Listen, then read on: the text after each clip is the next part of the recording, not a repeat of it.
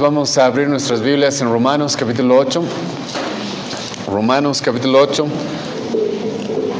Y hoy día vamos a dar lectura hasta el final del capítulo, pero hoy día no voy a exponer todos estos versículos. Sinceramente el tiempo nos va a alcanzar solamente para ver el versículo 28.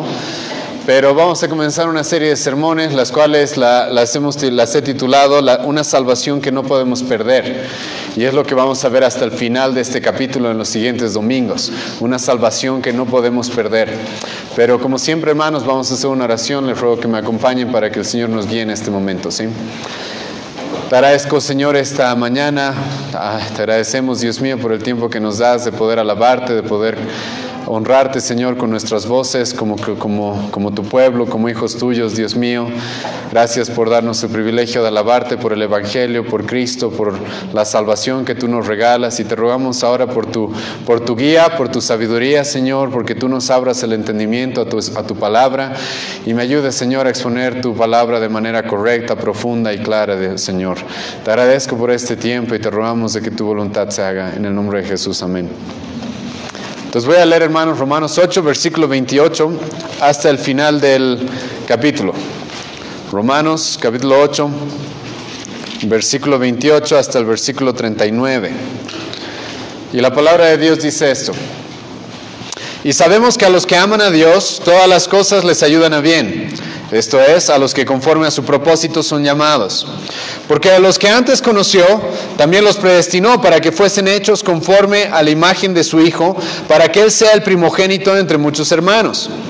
Y a los que predestinó, a estos también llamó. Y a los que justificó, a estos también glorificó.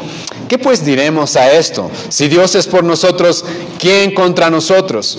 El que no escatimó a su propio Hijo, sino que lo entregó por todos nosotros, ¿cómo no nos dará también con Él todas las cosas? ¿Quién acusará a los escogidos de Dios? Dios es el que justifica. ¿Quién es el que condenará? Cristo es el que murió, más aún, el que también resucitó, el que además está a la diestra de Dios, el que también intercede por nosotros. ¿Quién nos separará del amor de Cristo? ¿Tribulación, o angustia, o persecución, o hambre, o desnudez, o peligro, o espada? Como está escrito: por causa de ti somos muertos todo el tiempo, somos contados como ovejas de matadero. Antes, en todas estas cosas, somos más que vencedores por medio de aquel que nos amó. Por lo cual, estoy seguro de que ni la muerte, ni la vida, ni los ángeles, ni principados, ni potestades, ni lo presente, ni lo porvenir, ni lo alto, ni lo profundo, ni ninguna otra cosa creada nos podrá separar del amor de Dios, que es en Cristo Jesús, Señor nuestro. Bueno, hermanos, como ya se los he adelantado, vamos a comenzar una serie de mensajes las siguientes semanas en la epístola a los Romanos respecto a que la salvación no se puede perder. Y es eso lo que Pablo quiere que entendamos, y es eso lo que Pablo nos explica en este pasaje a partir del versículo 28 hasta el final de este capítulo. Y nos vamos a introducir en una de las doctrinas lamentablemente más rechazadas, incluso odiadas, podría decir, por mucha gente. A mucha gente odia y rechaza esta doctrina específicamente, que en teología nosotros la conocemos como la perseverancia de los santos. Algunos hasta le tienen miedo a esta doctrina. No quieren predicarla, no quieren enseñarla. Ahora, ¿por qué no quieren enseñarla? ¿Por qué no quieren predicarla? Porque piensan de que si nosotros predicamos de que la salvación no se puede perder, de que si nosotros predicamos de que la salvación en Cristo Jesús es algo que nunca podemos perder, entonces eso va a llevar a las personas a vivir en pecado. Entonces muchos, malinterpretando la Escritura, piensan de que si yo les enseño lo que Pablo dice en este pasaje, entonces ustedes van a salir de esta iglesia diciendo: bueno, entonces viviré como se me dé la gana, pecaré todo lo que quiera, porque igual no puedo perder mi salvación. Pero ese es un error muy grande que cometen aquellos que ignoran o que rechazan esta doctrina y que lamentablemente demuestran no haber estudiado toda la carta a los romanos. Porque el apóstol Pablo ya nos dijo en Romanos capítulo 6 de que porque la gracia abunde, ¿eso significa de que vamos a usar esa gracia para pecar? No. Si tú, escucha bien, Si hoy día se te predica y se te enseña de que la salvación en Cristo Jesús jamás se puede perder, no hay nada que podamos hacer o no hacer para perder esta salvación, y sales de acá usando como excusa esta gracia que Dios nos muestra para pecar, la realidad es de que no eres cristiano. Eso Pablo ya nos dijo en Romanos 6. Cualquier persona que quiera utilizar la gracia de Dios como una excusa para continuar pecando es porque no ha conocido la gracia de Dios. Es porque no ha conocido realmente a Cristo. Es porque no entiende el Evangelio. Es porque no ama a nuestro Señor Jesucristo. Pero más bien, para el cristiano estas doctrinas, específicamente la doctrina de la perseverancia de los santos, es una de las grandes motivaciones que nosotros tenemos para hacerle fiel a Dios, para hacerle fiel a nuestro Señor y querer vivir para Él, querer vivir y morir por Él. Ahora otros también piensan de que si nosotros enseñamos estas doctrinas, entonces esto significa de que los cristianos ya no van a querer esforzarse y vivir una vida entregada al Señor. De que los cristianos van a vivir de manera irresponsable, negligente, pasiva, dejada. Pero una vez más, no es lo que la Biblia nos muestra, sino lo que la Biblia nos muestra es más bien porque tenemos una salvación que no podemos perder, porque tenemos una salvación tan grande que ya ha cubierto todos nuestros pecados, pasados, presentes, futuros. Y Dios mismo se encarga de perseverarnos, de guardarnos hasta el final. Más bien eso nos motiva a ser más fieles al Señor, eso nos motiva a ser más devotos al Señor, eso nos motiva a entregar nuestra vida hasta las últimas consecuencias si es necesario. Y es porque no puedo perder mi salvación, que soy motivado a vivir para Él hasta el final. Y hermanos, la verdad es de que esta doctrina ya debería ser bastante obvia para todos nosotros hasta este punto en la epístola a los Romanos. Ya debería ser algo que en nuestra mente ya está, algo bastante claro. ¿Por qué? Escucha todas las cosas que hemos visto hasta este punto en la epístola a los Romanos.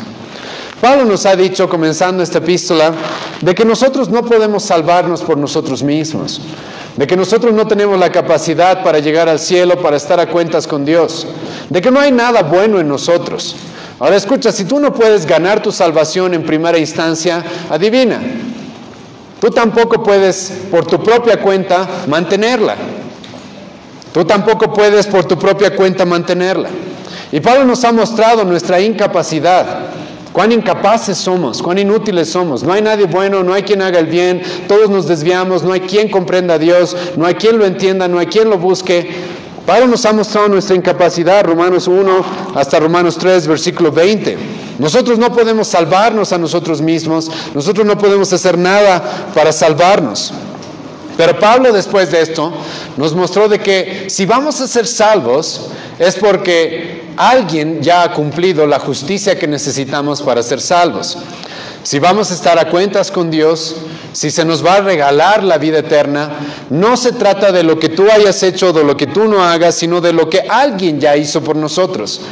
Y entonces Pablo, comenzando Romanos 3, versículo 21, nos presentó una justicia extraña, una justicia que no proviene de nosotros, ni siquiera proviene de este mundo específicamente, sino una justicia, como el profeta dijo, que desciende desde los cielos mismos. Y esta justicia que se presenta en Cristo, en la persona de Cristo. Y entonces Pablo nos dijo, Romanos capítulo 3, versículo 21 al 28, de que nosotros podemos ser salvos completamente y únicamente porque Cristo ya ha hecho todo para que nosotros podamos ser salvos.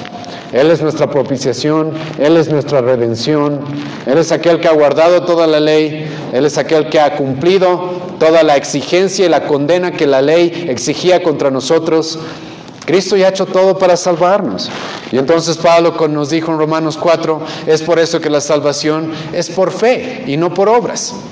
Entonces tú eres salvo por fe, por creer y confiar en Cristo, por creer y confiar de que Cristo ya ha hecho todo para que tú puedas estar a cuentas con un Dios santo y justo.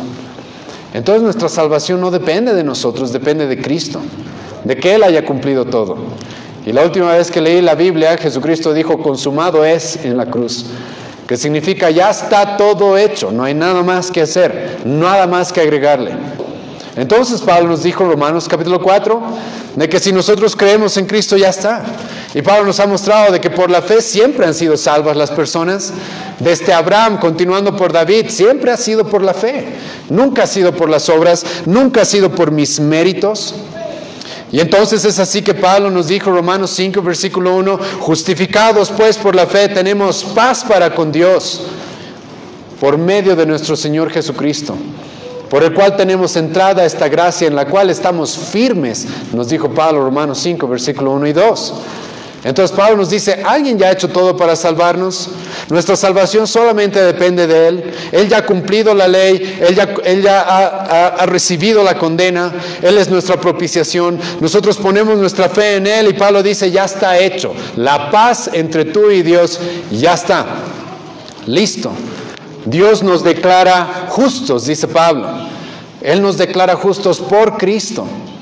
Él dice, ya no hay nada, ya no hay ninguna deuda, ya no hay ninguna culpa, ya no hay nada que estorbe entre nosotros. Ya está todo, absolutamente todo hecho. Y es así que Pablo en Romanos 5 nos mostró la superabundante gracia de Dios. Cómo Dios está dispuesto a perdonar todos nuestros pecados. No unos cuantos, no solo los más graves, sino todos. No hay cantidad de pecados que tú puedas cometer que Cristo no pueda cubrir por su sacrificio en esa cruz. No hay cantidad de pecados que Dios no pueda perdonar por lo que Cristo ya hizo por nosotros. Y entonces Pablo nos mostró esta superabundante gracia de Dios. Y luego en Romanos 6, Pablo pasó al tema de que junto con la gracia de Dios, junto con esta salvación que recibimos en Cristo, Dios también nos ha dado en Cristo una nueva vida. Dios nos ha dado una nueva vida, nos ha dado un nuevo corazón, una nueva mente. Hemos renacido en Cristo Jesús a una nueva vida. Y Pablo nos ha mostrado eso en Romanos 6, como el cristiano ya no vive en pecado. Está bien, todavía nos equivocamos, todavía erramos, pero ya no vivimos en pecado, ya no somos esclavizados por el pecado, sino que hemos sido libertados del poder del pecado para ahora poder vivir para la justicia, para ahora poder vivir para Cristo, para Dios. Habiendo sido libertados del pecado, somos hechos esclavos de Dios, dijo Pablo, Romanos 6, versículo 22. Y entonces el cristiano, a través de Cristo, a través de la fe, de la gracia que hemos recibido, es justificado y aparte recibe una nueva vida, por la cual es la base de ahora nuestra santificación, como hemos estado viendo en Romanos 6, 7 y 8. Y Pablo nos ha dicho, Romanos 7, por ejemplo, de que nuestra vida no depende de la ley. No depende de la ley, depende de nuestra unión con Cristo. Mi posición delante de Dios, incluso mi santificación, no depende de la ley y los mandamientos. Ahora, no somos antinominianos, no estoy rechazando la ley, pero sí la hemos puesto en Romanos 7, la hemos identificado con su correcto propósito. La ley es un mapa, hemos visto, pero Cristo es aquel que me lleva a cumplir la ley. El Espíritu Santo, Romanos 8, Pablo nos dice, hemos estado estudiando esto las últimas semanas, de que hemos recibido el Espíritu Santo mismo morando en nosotros. Tenemos a la tercera persona de la Trinidad, la cual nos guía en nuestra etapa de santificación. El Espíritu Santo mismo que nos convence de quién es Cristo, el Espíritu Santo mismo que nos da una nueva vida. El Espíritu Santo mismo que nos convence de nuestros pecados. Es el Espíritu Santo mismo el cual nos santifica. Ahora escuchen cuántas cosas ha sucedido hasta este punto en Romanos. Y todavía lo que hemos visto en las últimas sesiones es de que hemos sido adoptados por Dios. Y somos coherederos con Dios. Herederos de Dios, coherederos con Cristo. Nuestra herencia está asegurada, dice Pablo. Por eso Pablo, y hemos visto eso las últimas semanas, dice más o menos cuánto quisiera irme, porque sé dónde está mi futuro, sé a lo que me dirijo. Mi futuro está asegurado, Pablo nos dijo. Aquellos que están en Cristo, Romanos 8, versículo 1, ya no hay más condenación. Hemos sido adoptados por Él. El Espíritu Santo mora en nosotros. Soy heredero de Dios, coheredero con Cristo. Y luego Pablo nos dijo la semana pasada, el Espíritu Santo mismo nos está ayudando en nuestras debilidades. El Espíritu Santo mismo está intercediendo por mí todo el tiempo, ¿sí? Ahora imagínate, hermano, después de todas estas cosas que Pablo dice que suceden en el cristiano, resulta de que algunos de nosotros vamos a terminar en el infierno, ¿sí? Algunos de nosotros vamos a terminar condenados. O sea, mi salvación solo depende de Cristo, solo por la fe. Dios me ha dado una nueva vida. Dios ha puesto de su Espíritu Santo en mí. El Espíritu Santo mismo me ayuda e interceda por mí. ¿Para qué? Para que luego yo termine en el infierno. ¿Qué tal? ¿Suena lógico eso? Claro que no. Por eso digo, hasta este punto, que la salvación no se pierde, ya debería ser claro. Porque la salvación nunca ha dependido de ti o de mí. Siempre ha dependido de Cristo y de la obra de Dios en nosotros a través del Espíritu Santo. La salvación no proviene del hombre, sino proviene de Él. Y Pablo nos ha mostrado en toda esta epístola hasta este punto cuán grande es la obra que Dios ha hecho por nosotros para salvarnos, para hacernos suyos, para que seamos sus hijos. Entonces ya debería ser sumamente obvio de que esta salvación no se puede perder. Y lo que Pablo simplemente ha hecho, hermanos, hasta este punto es mostrarnos el Evangelio, las buenas noticias. Esto es el Evangelio, todo lo que hemos estado estudiando. Es las buenas noticias de salvación. Por lo cual debo decir, ¿sí?, y de manera clara y explícita, de que aquellos que niegan la perseverancia de los santos, aquellos que niegan de que la salvación no se puede perder, en realidad no entienden el Evangelio. No entienden el Evangelio. Porque lo que ellos creen es de que tú, para comenzar tu salvación, es Cristo. Pero para que tu salvación sea consumada o llegue al fin, llegues al cielo, depende de quién. De ti, ellos creen eso. En última instancia es lo que creen, lamentablemente, los arminianos, pelagianos, entre otros muchos. Y no entienden realmente el Evangelio.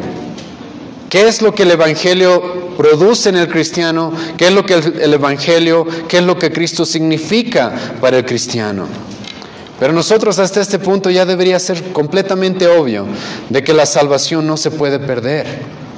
Y si vamos a ser honestos al estudiar la Biblia, esto es a lo que la Biblia nos va a llevar, sí o sí, es innegable, es ineludible.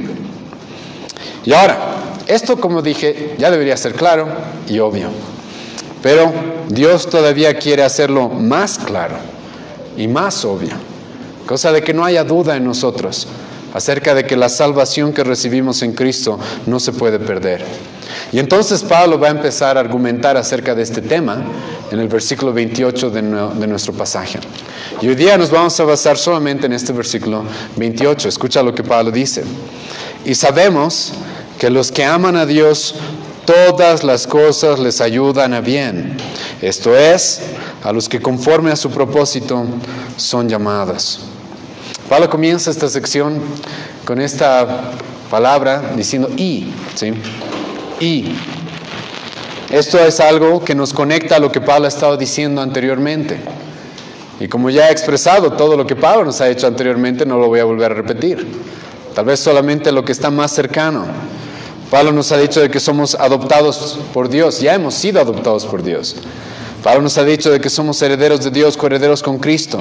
Pablo nos ha dicho de que tenemos el Espíritu Santo ayudándonos e intercediendo por nosotros.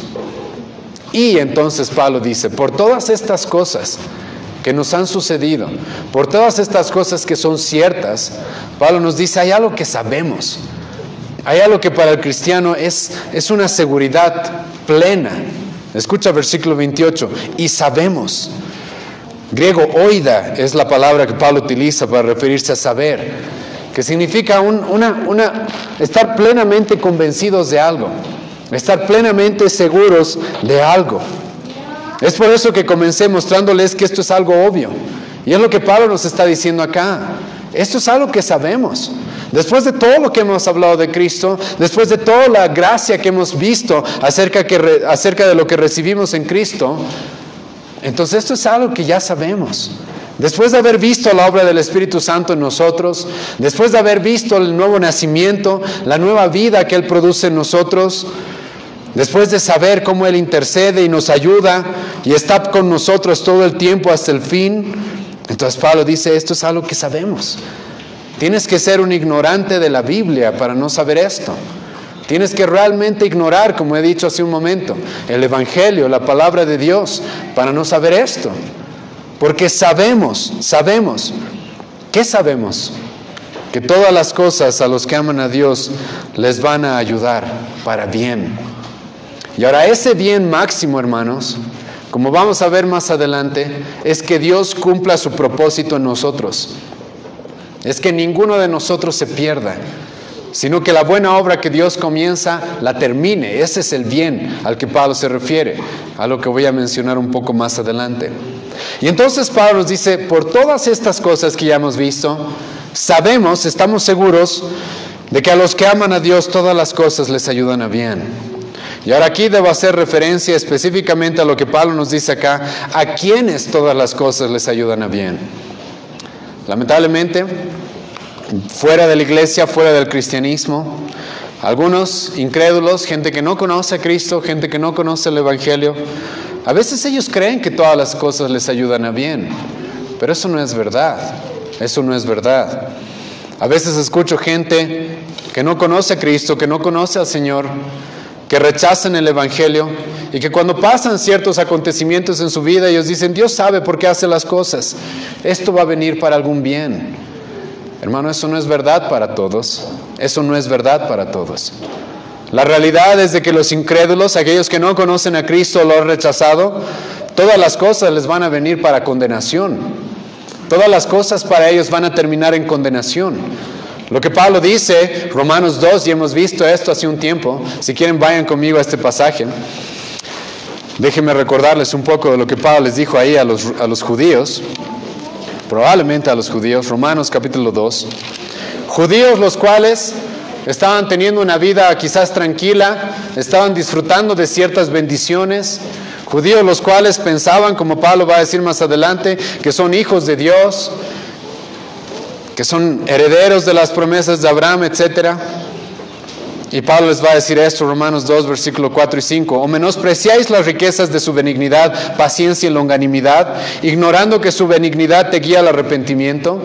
Entonces ustedes creen que todo les va a ir bien y ustedes creen que las cosas están saliendo bien, pero escucha lo que realmente está sucediendo para ellos, versículo 5. Pero por tu dureza y por tu corazón no arrepentido, atesoras para ti mismo ira para el día de la ira y de la revelación del justo juicio de Dios. Dentro de los judíos ellos pensaban que porque las cosas nos están yendo bien, eso significa que Dios está bien con nosotros. Y Pablo les dice, no, aunque las cosas te estén saliendo bien acá, si no te has arrepentido y has puesto tu fe en Cristo, lo único que estás haciendo es acumulando ira. Las cosas no van a terminar en bien para ti, sino que estás acumulando ira para el día del juicio. Es por eso que puedo afirmar de manera con completa seguridad y que lo que Pablo dice en este versículo, capítulo 8 de Romanos, versículo 28, de que esto, de que a los que les va a ir bien, a los que todas las cosas les van a ayudar para bien, es solamente a quienes, a los que aman a Dios, a los que aman a Dios. Y esta es una referencia a los creyentes, ¿sí? Esta es una referencia a los verdaderos creyentes. No es una referencia a todos. Ahora yo sé que muchos dicen que aman a Dios. Es más, sales a la calle y les dices, el más grande mandamiento es amar a Dios por sobre todas las cosas. Y la gente te dice, no, pero yo amo a Dios por sobre todas las cosas, te dicen. Ah, sí. Normalmente yo le pregunto, ¿y cuánto has leído tu Biblia en el último año? Y te dicen nada. Wow, qué lindo amar a Dios, ¿no? Y no querer conocerlo y no querer saber quién es Él. La gente lamentablemente vive en una ilusión, pensando que amar a Dios es simplemente decir que lo aman, o a veces sentir algún cierto amor, o a veces seguir ciertas rutinas. Pero ese es un falso amor. Eso es un amor de boca, como Juan dice, hijitos míos, no améis de lengua y de palabras solamente. Esa es la forma en la que ama el mundo supuestamente a Dios. El día de ayer me encontraba con una familia y les preguntaba eso. Ustedes pueden decirme que aman a Dios, pero yo les apuesto, y esto es lo que sucede siempre con los incrédulos. Ellos dicen que aman a Dios, pero ¿cuándo buscan a Dios? ¿Cuándo? Cuando las cosas se ponen feas, cuando tienen problemas, cuando la enfermedad aparece, cuando la pobreza llega. Entonces buscan a Dios, ¿sí o no? Pero luego ellos dicen, yo amo a Dios. Imagínate, hermano, de que la única vez que yo voy a tu casa a tocarte el timbre y a visitarte es cuando necesito dinero. Y me das dinero y me desaparezco. no vuelvo más, hasta que vuelvo a necesitar dinero y entonces vuelvo a tu casa a tocarte el timbre. Ni te pregunto quién eres, ni me interesa saber qué estás pasando tú. Imagínate que yo hiciera eso, ¿realmente dirías que te amo? ¿O que soy un interesado? ¿O que lo único que quiero son tus beneficios, pero no te quiero a ti? Eso es lo que dirías de mí, y eso es la forma en la que la gente dice que ama a Dios, porque busca a Dios en los momentos difíciles solamente, para luego ignorarlo todo el año. Pero el creyente no es así. El creyente que ha nacido de nuevo, y es a este al que Pablo está refiriéndose en este pasaje, es alguien que verdaderamente y de manera sincera ama a Dios. Ahora escucha bien mis palabras. No estoy diciendo que amamos a Dios perfectamente. No estoy diciendo eso. Estoy diciendo, pero que amamos a Dios de manera sincera, profunda, honesta. Y esto se demuestra por cómo vivimos. Y Dios, la Biblia nos dice de que Él nos hace nacer de nuevo específicamente para esto. Y tú sabes, si eres cristiano, de que esto ha sucedido el momento que te convertiste. Antes de ser cristiano, tu profesión estaba antes que Dios, tu carrera, tu dinero, tu trabajo, tu familia, tus amigos, todo estaba antes que Dios. Es más, Dios siempre puede estar en segundo plano o en tercer plano. La iglesia, la palabra, las cosas de Dios, eso puede esperar, siempre puede esperar. Siempre puede esperar. Pero cuando te conviertes al Señor, Dios cambia nuestro corazón de tal manera que ahora Él ocupa el primer lugar. Ahora Él ocupa el primer lugar, por encima de mis hijos, por encima de mi familia, por encima de mi trabajo, por encima del dinero. Él ocupa el primer lugar. Eso es lo que sucede con alguien que ha nacido de nuevo, verdaderamente. Y es a estos a los que Pablo está haciendo referencia. Aquellos que han tenido una transformación de corazón. Nosotros por naturaleza, Pablo dice, aborrecemos a Dios. ¿Se acuerdan Romanos 1:30? Somos aborrecedores de Dios. Nosotros por naturaleza, la Biblia dice, somos enemigos de Dios. No lo amamos, lo odiamos. Quisiéramos que no exista. Lo rechazamos, lo ignoramos. Por naturaleza somos así. Entonces, cuando Pablo se refiere aquí a los que aman a Dios, está refiriéndose a aquellos que han nacido de nuevo. Aquellos en los cuales el Espíritu Santo les ha dado un nuevo corazón, una nueva vida, una nueva mente, un nuevo espíritu. Escucha lo que Moisés va a decir, Deuteronomio 30, versículo 6. En el Antiguo Testamento este término o esto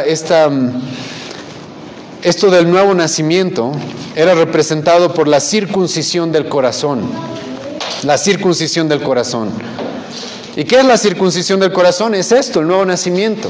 Hace referencia a que no es simplemente algo externo, de que no es simplemente una rutina, algo superficial, no es simplemente una máscara que me pongo los domingos, sino es algo interno y profundo en mí. Y Dios dice, esto es lo que yo voy a hacer en ustedes. Escucha Deuteronomio 30, versículo 6.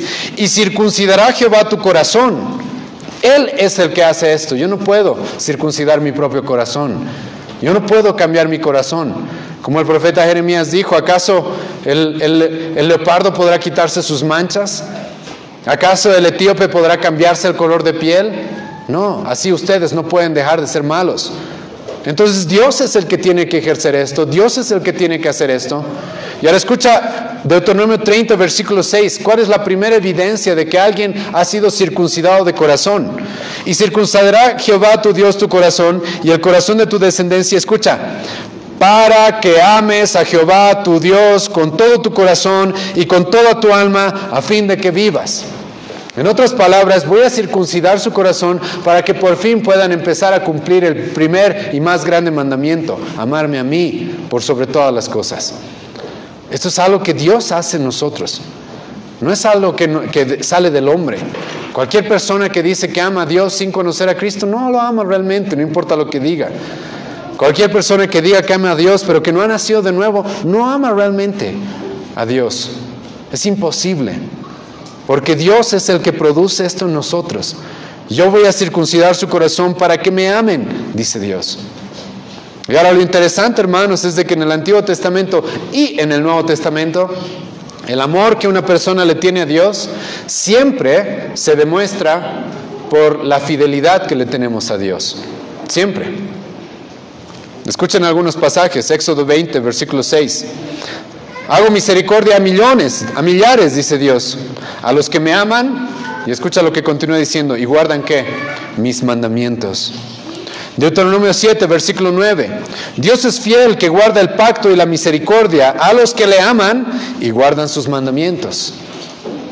El amor a Dios siempre está ligado y siempre se identifica por el deseo voluntario de guardar sus mandamientos, de querer vivir para Él, de querer seguirlo. Jesucristo mismo dijo, Juan 14, 15, un pasaje que constantemente mencionamos y repetimos. Cristo dijo, los que me aman, ¿qué hacen? Guardan mis mandamientos. Eso es lo que hacen los que me aman. Entonces no estamos hablando acá de todas esas personas que dicen que aman, pero que realmente no aman a Dios. Aquí estamos hablando, aquí Pablo se está refiriendo a todos aquellos los cuales han recibido todo esto, lo que hemos estado viendo en Romanos. La salvación solo por Cristo, solo por la fe, solo por gracia. El nuevo nacimiento en nuestro corazón, en nuestro ser interior. El Espíritu Santo morando en nosotros. La adopción como hijos. Esos son los que aman a Dios. Los únicos que realmente aman a Dios. De manera perfecta, no todavía. Pero amamos a Dios y lo sabes. Dios es lo primero y quiero seguir a Dios. Nosotros le amamos, va a decir Juan, 1 Juan 4, 19, porque Él nos amó primero. En otras palabras, tú puedes amar a Dios, ¿por qué? Porque primero has entendido el Evangelio. Has entendido cuánto amor Dios te ha mostrado en Cristo. Y cuando tú entiendes eso, cambia la forma, tu actitud, tus sentimientos, tus afectos hacia Dios. Ahora Él es lo primero. Ahora Él es el primero en mi vida. Y entonces Pablo dice, de manera exclusiva, esto no es para todos, esto no es para todos, de manera exclusiva, esto es para los cristianos. A los que aman a Dios, todas las cosas les vienen para bien. Todas las cosas les ayudan a bien. Y es más, esta palabra ayudar, no sé si es la mejor palabra para utilizar en este pasaje.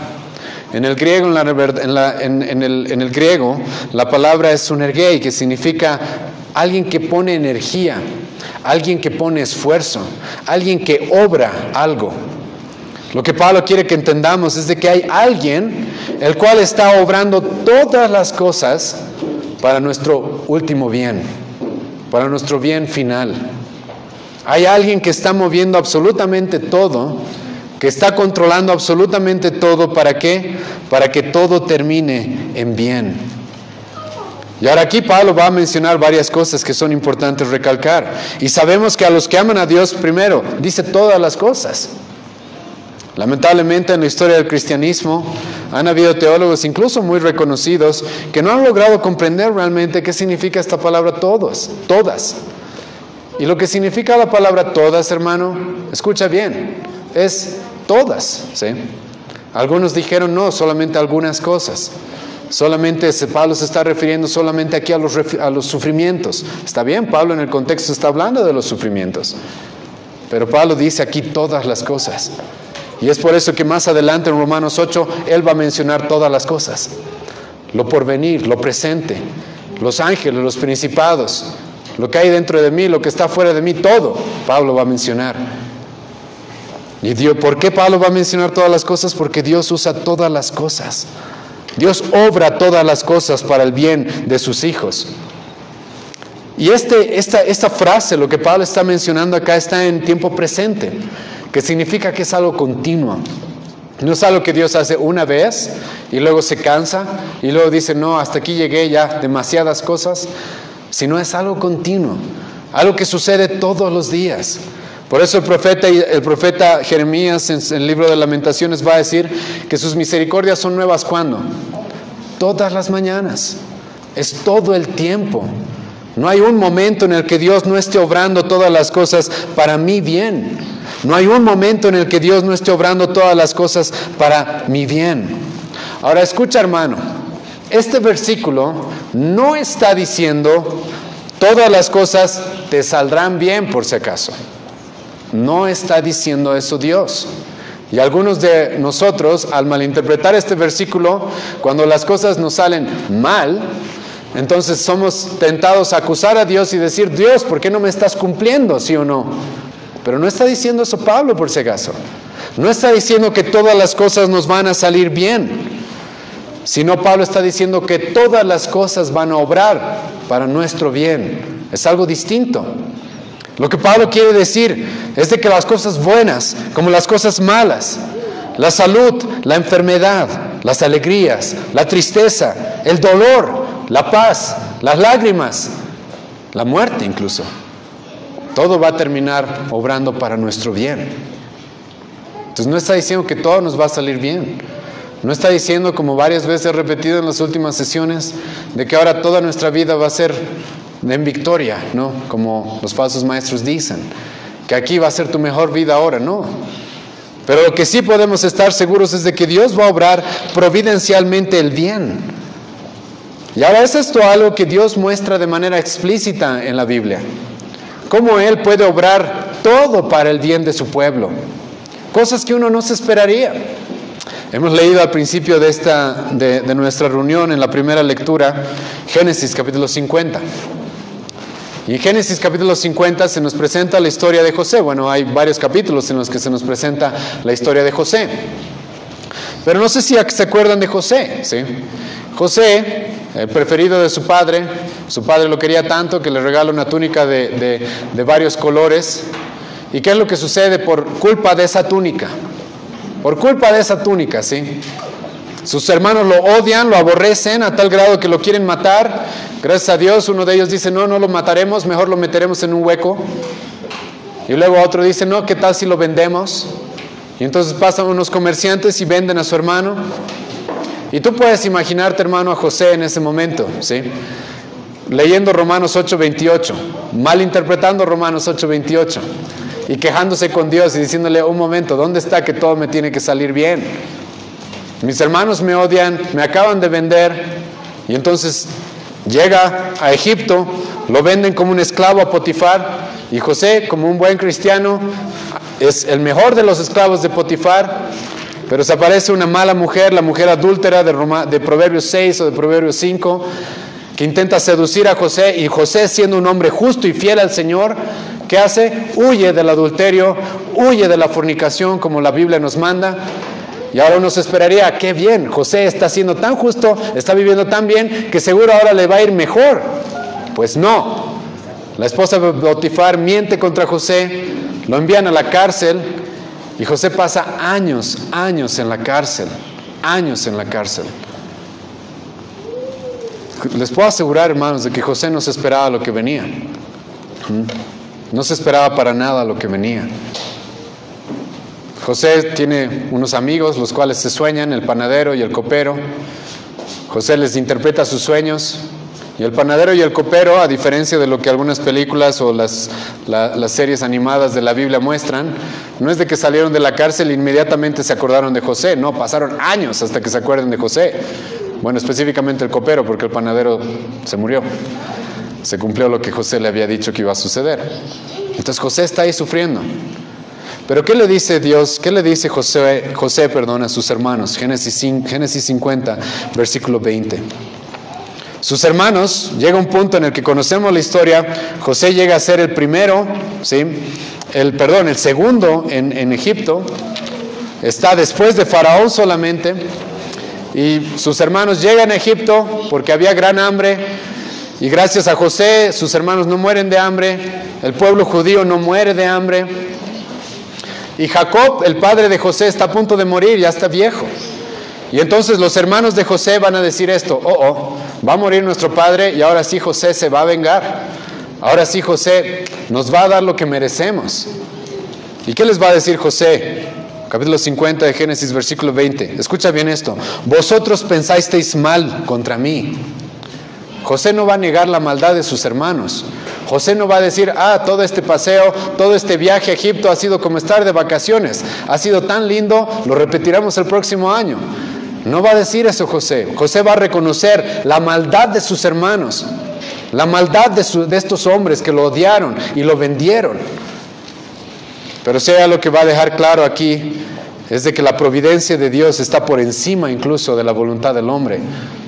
De que Dios puede utilizar incluso, escucha bien esto, Dios puede utilizar las acciones voluntarias y libres de sus criaturas, ¿para qué? Para cumplir sus propósitos. Dios puede utilizar las acciones voluntarias y libres de sus criaturas para cumplir sus propósitos. Y entonces José les va a decir, vosotros pensasteis mal contra mí, mas Dios lo encaminó a bien para hacer lo que vemos hoy, para mantener en vida a mucho pueblo. Para mantener en vida a mucho pueblo. Ahora escucha, por si acaso el bien para José, esto solo entre paréntesis, no era haber llegado a ser casi como Faraón, para nada. José no deseaba tal cosa. Pero José entiende lo importante de la promesa de Dios de sostener una generación, una descendencia. Y José se alegra de haber sido utilizado por Dios y que Dios haya utilizado todas sus circunstancias. ¿Para qué? Para sostener una descendencia, para que el pueblo judío no perezca por el hambre. Ahora escucha, José ahí, de lo que se está alegrando en realidad, ahora tal vez esto les va a costar entender, es por Cristo. Ahora van a decirme, ¿cómo por Cristo? ¿Sí? ¿Cómo es que por Cristo? Si en esa época no había llegado Cristo, ni siquiera sabíamos que se iba a llamar Cristo. ¿Qué prometió Dios en Génesis 3:15? Que va a venir un Salvador, ¿sí o no? Y luego Dios prometió va a venir de Sem, del hijo de Noé, Sem. Y luego de Sem va a venir de Abraham. Y luego de Abraham va a venir de Isaac. Y de Isaac va a venir de Jacob. Imagínate que Jacob y su familia mueren en el desierto por la hambruna. ¿Hubiera llegado Cristo? No. Es Dios utilizando hasta la maldad de los hermanos de José. ¿Para qué? Para guardar una descendencia de la cual iba a llegar ¿quién? Cristo. Y ahora aquí déjenme mostrarles el ejemplo más grande que tenemos en la Biblia de cómo Dios puede utilizar todas las cosas para el bien. Vayan conmigo a Hechos capítulo 4, versículo 23 al 27. Cristo es el más grande ejemplo de esto. Cómo Dios puede utilizar todas las cosas, incluso las malas, para el bien de su pueblo. Escucha Hechos 4, versículo 23 al 27. Los apóstoles, déjenme darles un poco el contexto, están siendo perseguidos ya por los judíos los odian, los quieren encarcelar, ya los han amenazado. Y los apóstoles después de eso, ¿qué van a hacer? Van a orar a Dios para poder continuar predicando, para poder continuar sirviéndole. Van a orar a Dios y escucha lo que van a decir. Escucha lo que van a decir. Hechos 4, versículo 23 en adelante. Y puestos en libertad, vinieron a los suyos y contaron todo lo que los principales sacerdotes y los ancianos les habían dicho. Y ellos, habiéndolo oído, alzaron unánimes la voz a Dios y dijeron, escucha bien esto, ¿sí? Soberano. Y que se te grabe esa palabra, hermano, para entender lo que vamos a continuar viendo en Romanos 8. Van a orar a Dios y lo primero que le van a decir es, soberano Señor, tú eres el Dios que hiciste el cielo y la tierra, el mar y todo lo que en ellos hay. Tú eres soberano, tú eres dueño, tú eres el autor. Tú eres el que está en control de absolutamente todo. Es eso lo que van a reconocer los apóstoles acá. Escucha bien esto. Están reconociendo esto los apóstoles después de haber sido amenazados, perseguidos, odiados, rechazados. Y ellos reconocen, tú, Dios, escucha, sigues siendo soberano. Nunca has perdido el control. Aunque estemos sufriendo, aunque estemos en conflicto, aunque estemos siendo perseguidos, tú, Dios, no pierdes el control nunca. Y continúan diciendo, que por boca de David tu siervo dijiste, ¿por qué se amotinan las gentes y los pueblos piensan cosas vanas? Los apóstoles aquí están citando el Antiguo Testamento, específicamente Salmos 2, versículo 1 y 2, donde, escuchan, Dios ve a todos los pueblos de esta tierra, todos los príncipes y los gobernantes, y ve que se amotinan, ve que se rebelan contra Él. Todos los pueblos, todos los príncipes, todos los gobernantes. ¿Y Dios qué hace en Salmo 2? Se ríe de ellos. Se ríe, literal dice eso Salmo 2. Y Dios se rió de ellos. Dios dice, ustedes se rebelan contra mí, ustedes quieren librarse de mí, Qué chistoso. No van a poder. Y entonces Pedro específicamente recuerda este salmo, Salmo 2, donde Dios pregunta por qué se amotinan las gentes y los pueblos piensan cosas vanas. La gente está planificando cosas contra Dios. Está planificando de matar a Dios si pudieran. Están planificando cómo perseguir a su pueblo, perseguir a sus apóstoles, acallar a los que predican la verdad, ocultar la verdad. Están planificando cómo hacerlo. Y Dios dice, ¿por qué hacen eso? Son cosas vanas. ¿Ustedes creen que van a poder? Se reunieron los reyes de la tierra y los príncipes se juntaron en uno contra el Señor y contra su Cristo. Y ahora escucha lo que continúa diciendo. Versículo 27. Porque verdaderamente se unieron en esta ciudad contra tu santo Hijo Jesús. Escucha ahora esto. Se unieron. ¿Quiénes se unieron contra Cristo? Pilato, Herodes, Anás, Caifás, los principales dentro del pueblo judío, los principales en el gobierno de Judea, en el gobierno de Galilea, se unieron contra Cristo. Desde el principio Herodes el Grande ya quería matar a Cristo. Todos se unieron contra Cristo. ¿Y ahora qué es lo que ellos hicieron? ¿Sí? ¿A quién ungiste? Herodes y Poncio Pilato con los gentiles y el pueblo de Israel. Entonces ellos ¿qué hicieron? Prendieron a Cristo, utilizaron el poder que ellos creen tener. ¿Para qué? Para crucificar a Cristo, para matar a Cristo. Ahora pregunta, hermano, ¿qué circunstancia más malvada, más corrupta podría haber existido en la historia de la humanidad que matar al Hijo de Dios? Que odiar, rechazar y crucificar como un criminal al Hijo de Dios. ¿Qué acto más malvado, más corrupto podría haber sucedido en nuestra historia como seres humanos? Ninguno.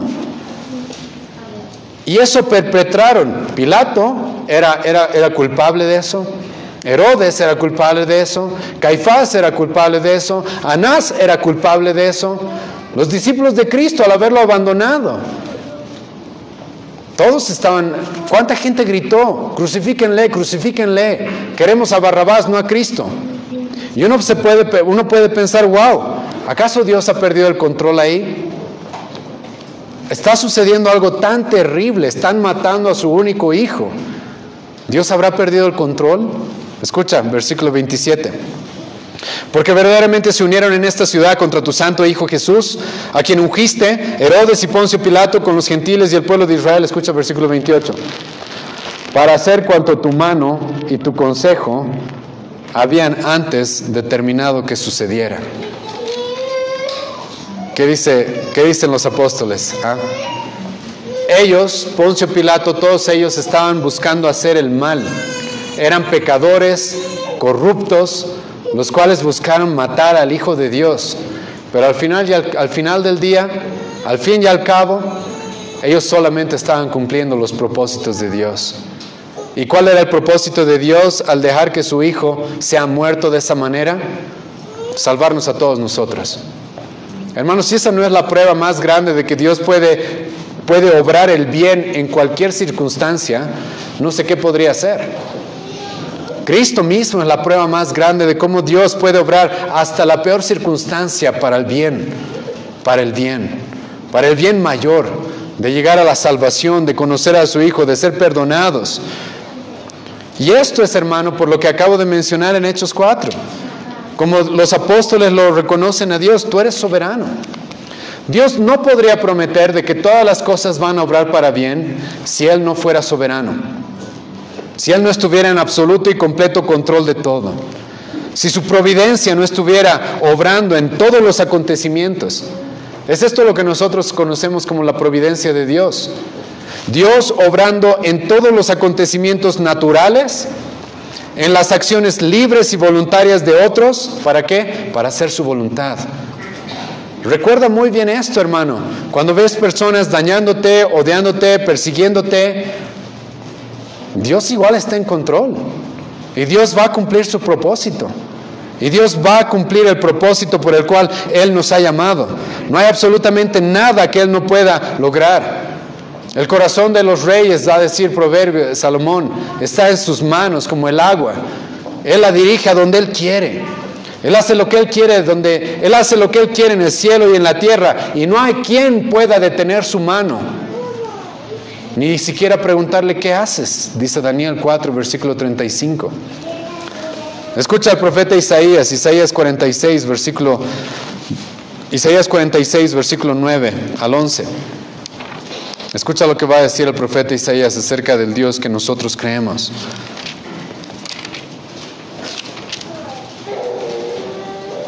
Y esto es en contraste con los ídolos, ¿sí? Esos ídolos que no pueden hacer nada, no se pueden mover ni cuidar ellos mismos. En contraste con los ídolos, escucha lo que va a decir el profeta acerca de nuestro Dios. Isaías 46, versículo 9 en adelante. Acordaos de las cosas pasadas desde los tiempos antiguos, porque yo soy Dios y no hay otro Dios, y nada hay semejante a mí, que anuncio lo por venir desde el principio, y desde la antigüedad lo que aún no era hecho, que digo, mi consejo permanecerá y haré todo lo que quiero. Nadie nunca va a poder estorbar o evitar que Dios cumpla su propósito. Ahora, esto es clave para el tema que vamos a estudiar, y ya estamos estudiando en Romanos 8. Porque si el propósito de Dios es salvar un pueblo para la eternidad, adivina, Dios va a cumplir ese propósito. No hay nada en este universo que pueda detenerlo. Absolutamente nada. Que anuncio lo por venir desde el principio y desde la antigüedad, lo que aún no era hecho, que digo, mi consejo permanecerá y haré todo lo que quiero. Que llamo desde el oriente al ave y de la tierra lejana al varón de mi consejo. Yo hablé y lo haré venir, lo he pensado y también lo haré. No hay quien pueda detenerme, dice Dios. Y es por eso que nos demuestra esto, específicamente en la historia de Cristo. Por eso Cristo le va a decir a Pilato, con toda confianza. Pilato le dice a Cristo, ¿qué no sabes que yo puedo matarte? Y Cristo casi se le ríe en la cara y le dice, jaja, eso no. ¿Tú crees que tú tienes autoridad para matarme? Alguien te ha dado esa autoridad. Alguien te ha dado esa autoridad. Tú no puedes hacer eso. Yo, si quisiera, podría derribar el imperio romano.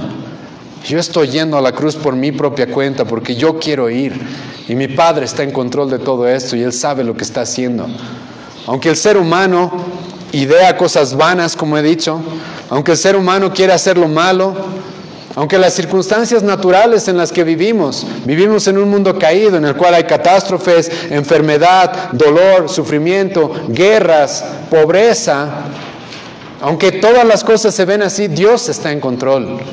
Y es porque Dios está en control que Él puede prometer que a los que le aman, escucha, todas las cosas les van a ayudar a bien. Todas las cosas les van a ayudar a bien. Ahora, lo que hay que definir, como dije al principio, es cuál es este bien. ¿Cuál será este bien? Algunos utilizan mal este versículo y entonces ven a un hermano que pierde su trabajo y le dicen, tranquilo hermano, Dios tiene otro trabajo preparado para ti. No dice eso ese versículo, hermano. No dice eso, ¿sí? Por si acaso. Lo que sí dice la Biblia, por si acaso, es de que Dios no te va a dejar sin el pan diario de cada día. Eso sí te lo aseguro. Dios no nos va a dejar a ni uno de sus hijos sin el pan diario. Eso sí. Pero este versículo no te está prometiendo, si tú pierdes tu trabajo, ahora vas a conseguir otro. O como algunos dicen, si se te cierra una puerta, Dios te está abriendo dos puertas más. ¿Sí? No está diciendo eso este versículo. No está diciendo eso esto. ¿Cuál es el bien al que Pablo se refiere? Escucha, ¿cuál es el bien al que Pablo se refiere? ¿A qué bien es al que Pablo está haciendo mención acá? ¿Qué es aquello por lo cual Dios va a utilizar todo lo que nos sucede para nuestro bien? ¿Cuál es ese bien? ¿Cuál es el fin que Dios tiene para su pueblo? El bien en este contexto, hermanos, está en el versículo 29. Pero escucha, leemos el 28 y el 29 juntos. Y sabemos que los que aman a Dios, todas las cosas les ayudan a bien, estos a los que conforme, escucha bien esta palabra, propósito.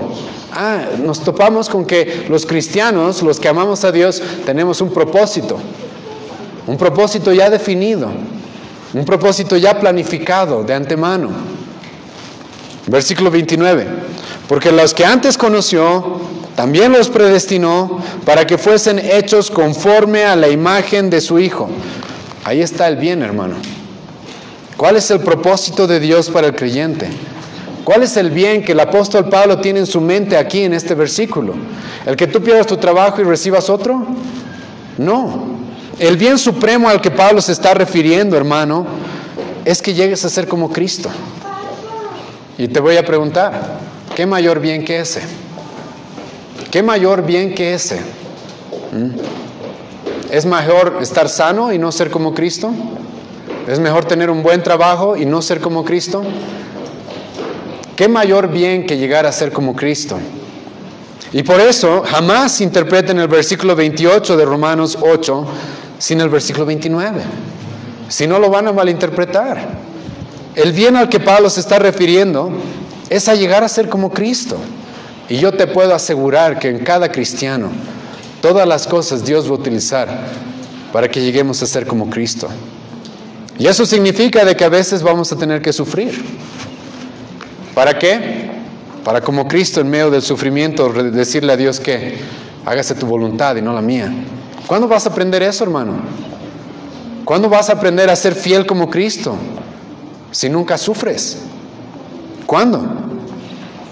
Quizás para llegar a ser como Cristo eso significa de que algún momento nos falte. Sí, nos falte. Tengamos que pasar necesidad. ¿Y eso va a ser para qué? Para que como Cristo seamos agradecidos. ¿Se acuerdan Cristo en la multiplicación de los peces y los panes? Cristo, hermano, el Hijo de Dios, el heredero al trono celestial y terrenal.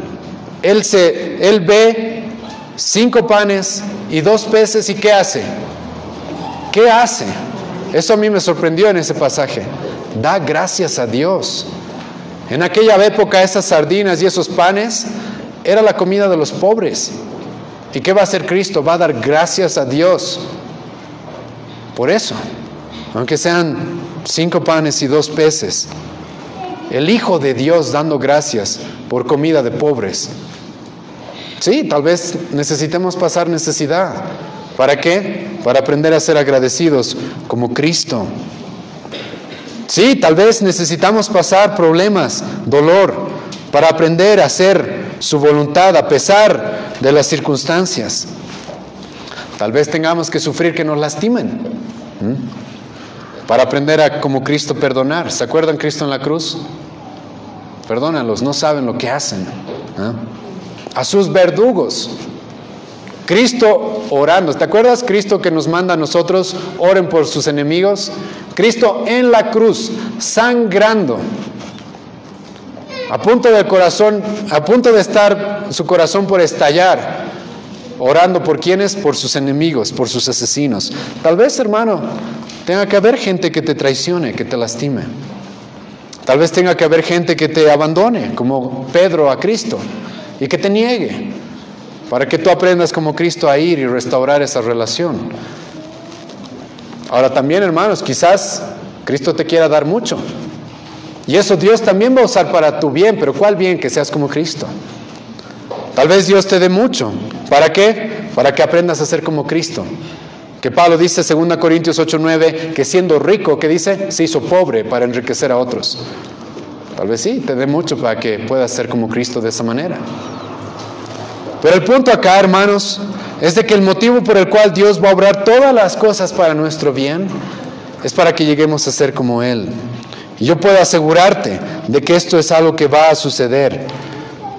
Esto te puedo asegurar que esto es algo que va a suceder en cada uno de nosotros. ¿Y por qué? Porque tú no estás aquí, tú no has llegado al Evangelio por tu propia cuenta, ¿sí? Tu salvación no ha comenzado por ti. Tu salvación ha comenzado por un propósito eterno que Dios tenía con cada uno de los suyos. Escucha lo que continúa diciendo el versículo 28. Y sabemos que a los que aman a Dios todas las cosas les ayudan a bien. Esto es, a los que conforme a su propósito son llamados. Tú no llegaste aquí por tu propia cuenta. Tú no llegaste a Cristo, al Evangelio, por cuán inteligente eres, por cuán sabio eres, sino escucha bien esto, porque Dios tenía un propósito y Él en su momento te ha llamado. Vamos a hablar más de esto la próxima semana, o la siguiente exposición de Romanos, cuando hablemos de esta palabra que tanta gente odia, predestinación. Sí, esa palabra está en el Nuevo Testamento, y no solamente en esta epístola. Pablo la va a utilizar también en otras epístolas, predestinación. Y Pablo dice, Él va a obrar todas las cosas para nuestro bien, porque, escucha, Él te ha llamado. Él te ha llamado. Él tenía un propósito ya planificado. Tu salvación no es un accidente cósmico, no es algo que ha sucedido al azar o por casualidad. Tú no has llegado a Cristo por casualidad, sino has llegado a Cristo porque Dios mismo te ha llamado, porque Él tiene un propósito. ¿Cuál es su propósito? Escucha Isaías 43, versículo 7. ¿Cuál es ese propósito? ¿Cuál es el propósito que Dios tiene con aquellos que Él llama, que Él predestina, como vamos a ver la próxima sesión de Romanos? Isaías 43, versículo 7. Y recuerda bien esto, ¿sí? Porque Dios nos llama y este es el propósito que Dios tiene para nosotros. Isaías 43, versículo 7. Todos los llamados de mi nombre, para que tengan su mejor vida ahora, los he llamado, y para que no sufran nada, y sean cabeza y no cola en el mundo, ¿sí? Escucha lo que dice.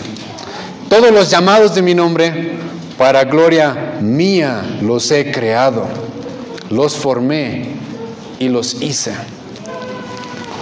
Dios dice, yo los he formado para mi gloria. Y si hay algo que no va a permitir Dios es que Él no reciba la gloria. Él va a recibir la gloria con cada uno de nosotros. Él va a recibir la gloria al hacernos como Cristo. Él va a recibir la gloria que merece al habernos llamado, al haber enviado a su Hijo para salvarnos. Él va a recibir esa gloria. Es imposible que Él no reciba la honra y la gloria que merece por el Evangelio, por la salvación que nos ha regalado. Y entonces Pablo dice, Él nos ha llamado por un propósito, y aquí está su propósito. Y Él va a cumplir sus propósitos, como ya he mencionado en Isaías 46, versículo 10. Todo lo que yo quiero, dice Dios, lo voy a hacer. Y Dios nos llamó por un propósito suyo. No te llamó por cuán bueno eras, no te llamó por cuán inteligente o lindo eres, sino como Pablo va a decir, miren entre ustedes, 1 Corintios 1, ¿acaso no ven que la mayoría somos débiles y necios según el mundo? Sí, lo débil del mundo Dios ha llamado para avergonzar a lo fuerte. Lo necio del mundo Dios ha llamado para avergonzar a los sabios. Y Dios nos llamó, Dios nos llamó. Tú no llegaste a Cristo por tu propia cuenta. Tú llegaste a Cristo porque Él te ha llamado. ¿Se acuerdan de Jesucristo, Juan capítulo 6? Nadie puede venir a mí si el Padre, ¿qué dice? No le trae. Es a eso a lo que Pablo se refiere cuando habla de los llamados en el Nuevo Testamento. Es a eso a lo que se refiere cuando habla de los que llama. Ahora, aquí tengo que hacer una distinción. En teología nosotros entendemos que hay dos tipos de llamados. Un llamado externo y un llamado, ¿qué? Interno. El llamado externo, hermanos, es lo que yo estoy haciendo ahora y hacemos todos los domingos. Llamándolos al arrepentimiento, a la fe en Cristo. Eso es algo que yo puedo hacer.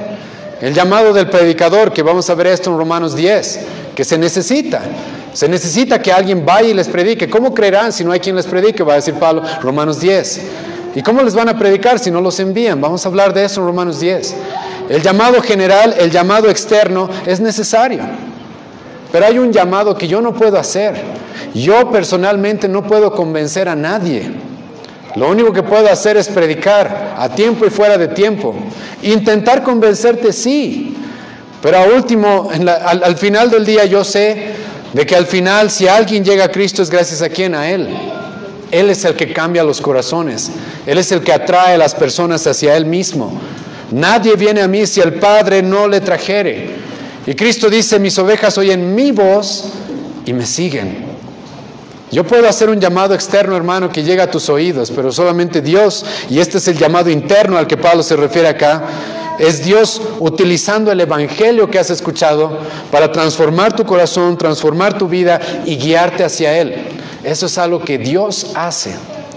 Es por eso que Pablo nos dice de que hemos sido llamados conforme a su propósito. Dios nos ha llamado. Él es el que nos ha traído. Él es el que nos ha salvado. Y esto es siempre así en la Biblia, desde el principio. Adán peca, ¿y qué hace Adán? ¿Busca a Dios? No, se oculta. ¿Quién es el que tiene que ir a buscarlo y llamarlo? ¿Quién? Dios es el que tiene que buscarlo y llamarlo. ¿Abraham estaba buscando a Dios antes de salir de Ur de los Caldeos? No. Abraham, nos dice la Biblia, era un idólatra más, adorando a falsos dioses. ¿Y quién fue el que llegó y lo llamó? Dios. Dios es el que lo llamó. ¿Quién llamó a Moisés? Dios. ¿Quién llamó a David? El último de los hijos de Isaí, el despreciado, aquel que cuidaba ovejas, que nadie creía que podía llegar a ser rey. ¿Quién lo llamó? Dios. Él no llegó donde llegó por su propia cuenta. Fue Dios. Pablo nos dice, no hay quien busque a Dios, Romanos 3:10. Y es esto lo que Pablo nos dice que ha sucedido en ti y en mí. Y todas las cosas van a obrar para bien, para que Dios nos transforme y nos haga como Cristo, para que se cumpla el propósito de que Él reciba la gloria por nuestra salvación. Todas las cosas van a obrar para bien. ¿Por qué? Porque Él nos llamó. La salvación no comienza en ti, o es hecha por mí, sino por Él. Y si Él comenzó esta salvación, si Él te llamó hacia Él, adivina lo que la Biblia dice. La buena obra que Él comienza, ¿qué dice la Biblia? Él la va a perfeccionar. Vayan conmigo para terminar el día de hoy a 1 Tesalonicenses capítulo 5, versículo 23 y 24. 1 Tesalonicenses capítulo 5. Escucha lo que el apóstol va a decir. Teniendo el conocimiento de lo que hoy día hemos entendido, todas las cosas van a obrar para bien, para que Dios cumpla su propósito en mí, para que llegue a ser como Cristo y llegue a la gloria junto con Él. ¿Por qué? Porque Él me ha llamado. Escucha lo que Pablo dice, 1 Tesalonicenses 5, versículos 23 y 24. Y el mismo Dios de paz os santifique por completo, y todo vuestro ser, espíritu, alma y cuerpo sea guardado irreprensible para la venida de nuestro Señor Jesucristo. Escucha el versículo 24. Fiel es el que os llama, el cual también, ¿qué dice? Lo hará. Por eso la salvación no se puede perder, porque Dios es el que llama y Dios es fiel y Él va a cumplir su propósito. Es imposible que no lo cumpla. Vamos a orar. Te agradecemos, Señor, esta mañana por este versículo, Señor, que hemos podido estudiar. Y te ruego, Dios, de que tú puedas aclarar, Señor, la mente de mis hermanos y de tu iglesia, y puedas ayudarnos a valorar, Señor, y a comprender la gran salvación que hemos recibido en ti. Y te ruego que nos des esta seguridad de que si tú nos has llamado, tú no nos vas a abandonar, de que tú no pierdes a ninguna de tus ovejas, de que no hay nadie que pueda arrebatarnos de tu mano, y de que tú, Señor, en tu providencia vas a obrar todas las cosas para nuestro bien final, de estar contigo, de ser hechos como Cristo, Señor. Ayúdanos a entender, Señor, cuán grande es tu salvación y que todo es por gracia, de principio al final. Tú eres el que nos llama, tú eres el que nos justifica, tú eres el que nos va a glorificar. Todo es por gracia, todo es por tu mano, todo es por tu obra, nada es por nosotros.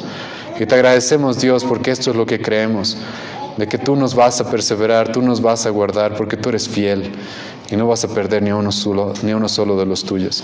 Te agradezco, Dios, por este día, por esta predicación. Te ruego que tú la uses. En el nombre de Jesús oramos. Amén.